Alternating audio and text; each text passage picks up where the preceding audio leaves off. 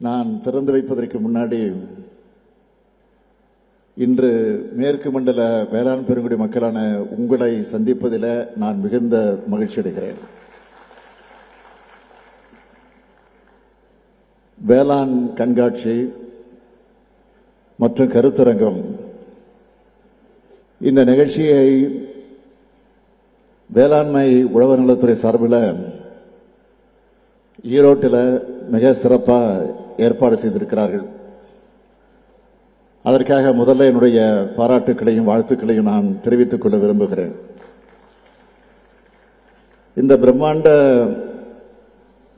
கண்காட்சி அரங்குகளை பார்வையிட்டப்போ என் மனசில் அளவில்லா மகிழ்ச்சி உண்டாச்சு. அதுக்காக வேளாண் பெருமக்கள் ஒவ்வொருத்தருக்கும் தனித்தனியா என்னுடைய வணக்கத்தையும் நன்றியும் நான் தெரிவிச்சுக்க விரும்புகிறேன்.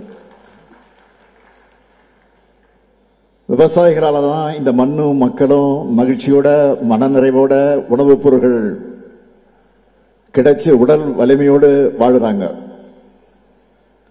தமிழ்நாட்டின் வேளாண் பெருமக்கள் எல்லோரும் வாழ்வாங்கு வாழ்கன்னு இந்த ஈரோடு மண்ணிலிருந்து ஈர உணர்வோடு நான் வாழ்த்துகிறேன்.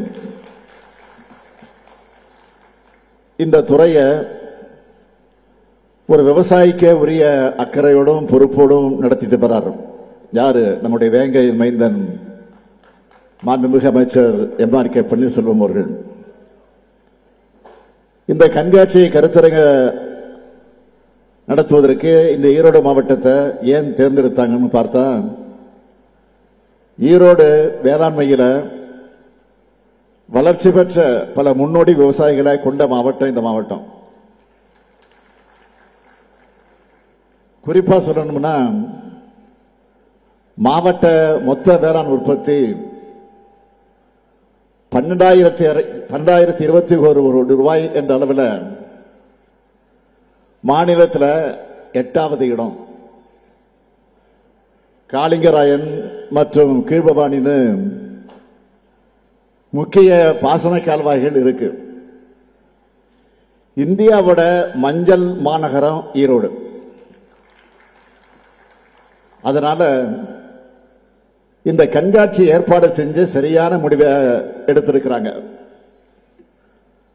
ஆட்சி பொறுப்பேற்றதுமே முதல் வேலையா வேளாண்மை துறைன்னு சொல்லாம உழவர் நலனையும் உள்ளடக்கினதா இருக்கணும்னு வேளாண்மை உழவர் நலத்துறை அப்படின்னு பெயரை மாற்றணும். அந்த மாற்றத்திற்கு ஏற்ப உழவர் நலன் காக்கும் பல்வேறு திட்டங்களையும் வகுத்து செயல்படுத்திக்கிட்டு வரோம். அதனாலதான் தமிழ்நாட்டு வரலாற்றில் முதல் முறையா வேளாண் துறைக்குன்னு தனி நிதி அறிக்கையை தாக்கல் செய்ய ஆரம்பிச்சோம். அப்படி 5 வேளாண்மை பட்ஜெட் மூலமா தனி கவனம் செலுத்தினதுனால உண்டாகி இருக்கக்கூடிய பயன்களை சில எடுத்துக்காட்டுகளை சொல்லணும்னா, கடந்த 4 ஆண்டுகள்ல உணவு தானிய உற்பத்தியில 458 லட்சம் மெட்ரிக் டன் எட்டி இருக்கிறோம். 2020-21 ஆண்டுல ஹெக்டருக்கு 2235 கிலோவா இருந்த உணவு தானிய பயிர்கள் உற்பத்தி திறன் 2024-25 ஆண்டுல 2871 கிலோவா அதிகரிச்சிருக்கு. அது மட்டுமல்ல,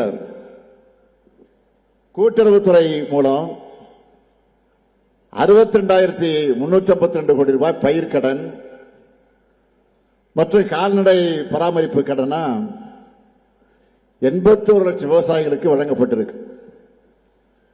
சிறப்பு கால்நடை சுகாதாரம் மற்றும் விழிப்புணர்வு முகாம்கள் நடத்தப்பட்டு 26 லட்சம் விவசாயிகள் பயன் பெற்றிருக்கிறாங்க. தமிழ்நாடு முழுக்க 2 லட்சம் இலவச வேளாண் மின் இணைப்புகள் வழங்க அறிவிக்கப்பட்டு இதுவரை 1,84,000 இணைப்புகள் 2184 கோடி ரூபாய் செலவில் வழங்கப்பட்டிருக்கிறது நான் பெருமையோடு தெரிவிக்க விரும்புகிறேன். இலவச மின்சாரத்துக்கு மட்டும் இதுவரை மொத்தம் 26,223 கோடி ரூபாய் செலவிடப்பட்டிருக்கு. ஒன்றிய அரசால நிர்ணயிக்கப்பட்டிருக்கக்கூடிய குறைந்தபட்ச ஆதரவு விலையை விட கூடுதலா சன்னரக நெல்லுக்கு குவிண்டாலுக்கு 105 ரூபாயும் பிற ரகங்களுக்கு 130 ரூபாயும் ஊக்கத்தொகையாக வழங்கப்பட்டு வருது. கரும்பு விவசாயியுடைய நலன் கருதி ஒன்றிய அரசு அறிவிச்சிருக்கக்கூடிய ஆதார விலையான ஒரு டன்னுக்கு 3,151 ரூபாய்க்கு மேல 349 ரூபாய் சிறப்பு ஊக்கத்தொகையா வழங்குகிறோம். இப்படி விவசாயிகளுக்கு பார்த்து பார்த்து செய்யறதுனாலதான் வேளாண்மையும் பெருகி இருக்கு, உழவர்களும் மகிழ்ச்சியா இருக்காங்க. இருக்கீங்களா இல்லையா சொல்லுங்க. அகில இந்திய அளவில் பயிர் உற்பத்தி திறன்ல தமிழ்நாடு பெற்றுள்ள இடங்களை சொல்லணும்னா சிறு தானியங்கள், கேழ்வரகு, எள் மற்றும் துவரையில் முதலிடம், மக்காச்சோளம், மொத்த எண்ணெய் வித்துக்கள் மற்றும் கரும்புல 2வது இடம், குறுதானியங்கள் மற்றும் நிலக்கடையில 3வது இடம். இப்படி வளர்ச்சி அதிகரிக்க வேண்டும் தான் கலைஞருடைய அனைத்து கிராம ஒருங்கிணைந்த வேளாண் வளர்ச்சி திட்டத்தை செயல்படுத்தணும். நகரங்கள் மட்டுமில்லாம தமிழ்நாட்டில் இருக்கக்கூடிய ஒவ்வொரு கிராமமும் அதுக்கு இணையான வளர்ச்சி அடையணும்னு அனைத்து கிராம அண்ணா மறுவர் திட்டத்தை இணைச்சு மொத்தம் இருக்கக்கூடிய 12,525 கிராம ஊராட்சிகளையும் இதில் செயல்படுத்தப்பட்டு வருது. மண்ணுயிர் காத்து மண்ணுயிர் காப்போம் என்ற திட்டத்தை கடந்த ஆண்டு செயல்படுத்தணும். தானியங்கள், காய்கறிகள், பழங்கள் விளைவிக்கிறத ஊக்கப்படுத்த அதற்காக இந்த திட்டத்தில் 20 லட்சம் விவசாயிகள் பயனடைந்திருக்கிறாங்க. அது மட்டுமல்ல, தோல்ல துண்டு போட்டுக்கிட்டு வேஷம் போடுகிற போலி விவசாயிகள் நாங்கள் கிடையாது. உங்களுக்கு ஒரு பிரச்சனை வந்தா முதல் ஆளா துணை நீக்கிறவங்க நாங்க. கடந்த 4 ஆண்டுகள்ல விவசாயிகளுக்கு 1,630 கோடி ரூபாய் நிவாரணமாக வழங்கி இருக்கிறோம். பயிர் காப்பீட்டு திட்டத்தில் 32 லட்சம் விவசாயிகளுக்கு 5,720 கோடி ரூபாயை இழப்பீட்டு தொகையா வழங்கி இருக்கிறோம். அது மட்டுமல்ல, ஏராளமான சிறப்பு திட்டங்களையும் செயல்படுத்திட்டு இருக்கிறோம். அதையெல்லாம் சுருக்கமா சொல்லணும்னா, மதுரை மல்லிக்கான இயக்கம், பலா இயக்கம், முருங்கை இயக்கம், தமிழ்நாடு சிறுதானிய இயக்கம், பனை மேம்பாட்டு இயக்கம், தோட்டக்கலை பயிர்கள் சாகுபடி தொகுப்பு, கருவேப்பிலை தொகுப்பு, தென்னை தேர்வாடல் நோய் மீட்பு திட்டம், மிளகாய் மண்டலம்னு ஏராளமான சிறப்பு திட்டங்களை செயல்படுத்திட்டு வரோம். அதோட வேளாண் இயந்திரங்கள் வாங்க மானியம், வேளாண் வாடகை மையங்கள் அமைக்க மானியம், உழவர் செயலில் வாடகை சேவைன்னு நம்ம அரசோட முன்னெடுப்புகளையும் திட்டங்களையும் பட்டியலிட்டுக்கிட்டே போகலாம். இந்த வரிசையில் உழைப்புக்கான பயனை உழவர்களை பெறணும்னு தலைவர் கலைஞர் அவர்களால் உருவாக்கப்பட்டு கடந்த கால ஆட்சியாளர்களால் சீரழிக்கப்பட்ட 125 உழவர் சந்தைகளை புதுப்பிச்சு 14 உழவர் சந்தைகளையும் நாம் உருவாக்கி இருக்கிறோம். இந்த ஈரோடு மாவட்ட வேளாண் பெருங்குடி மக்களுடைய நன்மைக்காக சில முக்கியமான திட்டங்களையும் முன்னெடுப்புகளையும் சொல்லணும்னா, ஈரோட்டில் மஞ்சள் ஆராய்ச்சி மையம் 2020-21 ஆண்டை விட 25,000 ஏக்கர் கூடுதலா 2024-25 ஆண்டுல தோட்டக்கலை பயிர்களில் சாகுபடி மேற்கொள்ளப்பட்டிருக்கு. இந்த மேற்கு மண்டல மக்களுடைய நீண்ட நாள் கோரிக்கையான அத்திக்கடவு அவிநாசி திட்டமும் தொடங்கி வைக்கப்பட்டு ஈரோடு, திருப்பூர், கோவை மாவட்டங்களில் இருக்கக்கூடிய 1045 ஏரிகள் மற்றும் குளங்கள் வளம் பெற்றிருக்கு. கடைமடைக்கும் பாசன நீர் கிடைக்க வாய்க்கால்கள் தூர்வாரப்பட்டு தேவையான புனரமைப்பு பணிகளும் மேற்கொள்ளப்பட்டிருக்கு. பவானி ஆற்றில் 8 தடுப்பணைகள் ஏற்படுத்தப்பட்டிருக்கு.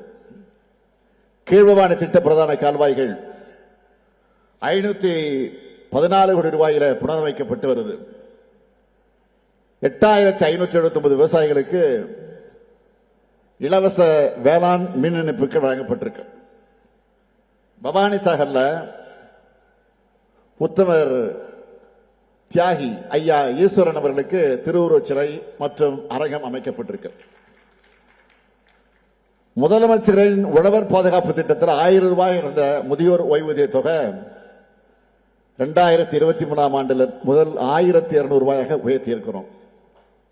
அதுல இந்த மாவட்டத்தில் மட்டும் 6,61 லட்சம் ரூபாய் 5,596 விவசாயிகளுக்கு வழங்கப்பட்டிருக்கு.